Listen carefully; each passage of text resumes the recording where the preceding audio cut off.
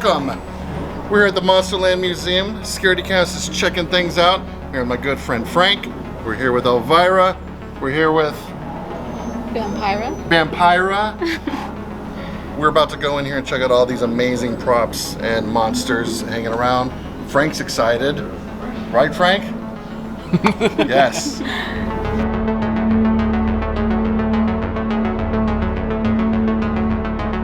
So we wanted to design something that's like haunt themed, similar to a haunt, but like with a little bit less scare factor and a little bit more class. So we set up all these figures that we've made in museum style. Oh my god, I would hate to be in here alone at night. Like, it is terrifying. Yeah, I wanted to take you guys in the back because I'm putting together a mummy suit for an actor. The exclusive, are you kidding me? Yeah, let's move on. Oh my gosh, let's do it. Let's do this. So when we put these suits together, they're usually a full over the head mask, a lot of times with the moving jaw. The hands, the feet are fused with scuba booties.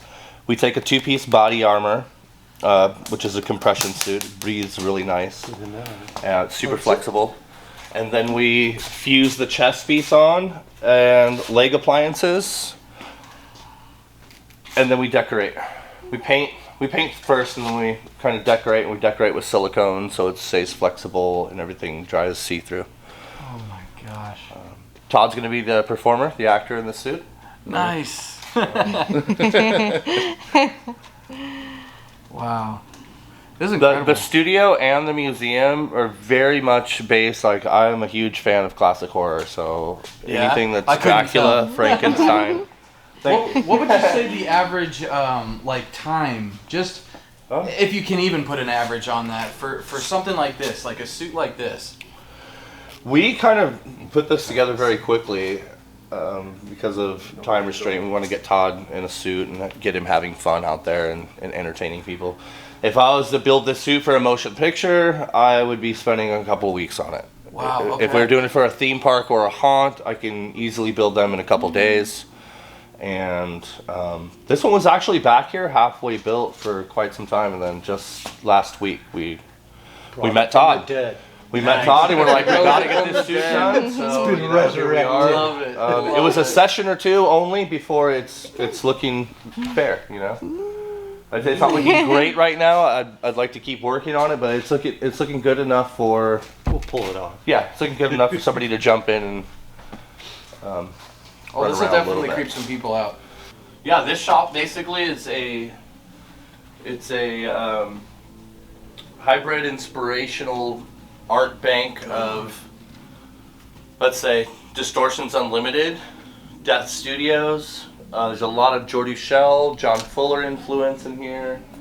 Of course, Tom Savini was the first practical effects guy I ever saw in the magazines. The first magazine I ever got my hand on was Fangoria and Gorzone. People love this stuff. That's the thing. They do. It'll never go away. You know why? It's because it's made by people's hands. Yeah. People love things made by other people's hands. That's what I was gonna say when we were talking to Sarah Front. Is like, this is your art. You're sculpting. You're creating. This is an artist. This isn't just like a 3D printed thing. You're hands on, and we saw it. You're literally painting it on and sticking. Like, this is real art here, and it's terrifying. It's realistic. It's just crazy, man. I can't believe. Like, look at how. It's not that CG is a bad thing ever at all, too, but look at, no matter how realistic the dragon was, that was CG. It hits your mind automatically, and right away, it's fake. It's CGI. No matter how beautifully organic it was done. Right. That's why my favorite American Werewolf in London will always be the practical effects. Watching the hand stretch and the face change. It'll always be better than CGI. So, since then a lot of people have liked this design, I still like it, but you know what? It's like 12 years old. It's nothing new. Like, I've been staring at it forever. But it's new to everybody that comes and sees this. It is. You know, look at the cool too, like the shadows up on the ceiling of all the figures. You got the Wolfman. Like. One of my favorite werewolves of all times is the Howling. Oh yeah. So Rob Bottin made an amazing werewolf, probably in his garage. And then I also liked the wolf from Van Helsing, the CG wolf. Did you like that one? Yeah, I did. I mean, like you said, it's like CG is like, I'm always like, it's okay. So the look of it is dope. I love the look of it. So I morphed the practical Rob Bottin Howling with the Van Helsing. Yeah, And you can tell the hybrid right down the middle. Absolutely, that's what we were It's talking not about as before. big as the Van Helsing. It's like right in the Howling size, but it has those Batman straight ears. Yeah. It's got almost look like horns. yeah, it's got more of a square kind of a blocky muzzle. So I was happy with the way that design came out. Cujo, this one right here, we've been offering this for a while to theme parks, and this has been in many shows. It's been in probably 4 or 5 motion pictures as a background wolf and a hero wolf. Based on the underworld.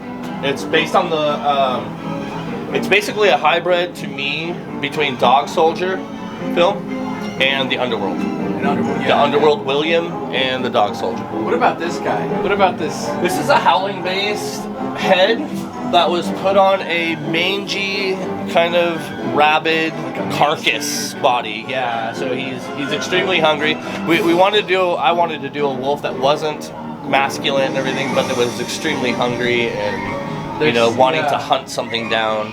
And it looked like he was about ready to pass away. So. Like he's desperate. And he's just a carcass, really. He's like a roadkill carcass with a howling head on it. This was inspired by the Doom design from Demon Knight, or the Demon Knight design from Doom. I love Demon Knight and Masters Effects. Yeah, that's what I pointed out. I was like, oh, that's Demon Knight. That's very Demon Knight, Masters Effects, Night of the Demons inspired. But it's an original though. This is the Midnight Studios Effects Jin. It's not anything taken exactly from anything. It's my original design, but you can tell where it came from. Yeah, the eyes. Yeah, which was really cool when we displayed this at Monsterpalooza. The crew of Masters Effects, the guys that worked on the show, came up to this and they were drawn to it right away. They came up to it and they were like, we love this because we know, but it's not what we made. So that is awesome too. They were like, that is rad too. That you took it, you put your own touch. and kind of just.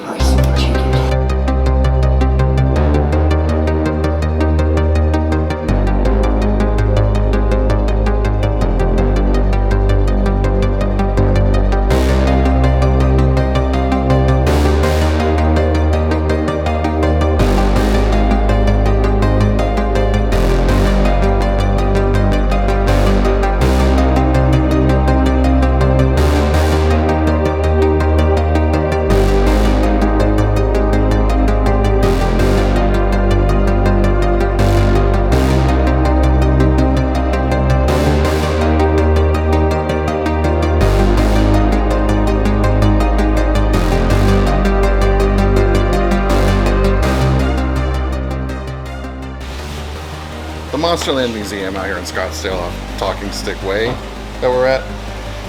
Take the 101, exit Talking Stick Way, you're gonna see Target, you're gonna see Barrow's Pizza. Right smack dab in the middle. Midnight Studios Effects. You guys gotta come down here. Like, it's ridiculous how I know cool I've this said place it a is. million times, but like I'm speechless. Like it's just crazy the amount of talent put into this. You gotta come, especially now for spooky season. Unbelievable. Like I have no words, man. You guys have got to come and see this. It is absolutely insane. Catch the address right there. Follow them on whatever social media they have and get down here. It is just absolutely insane.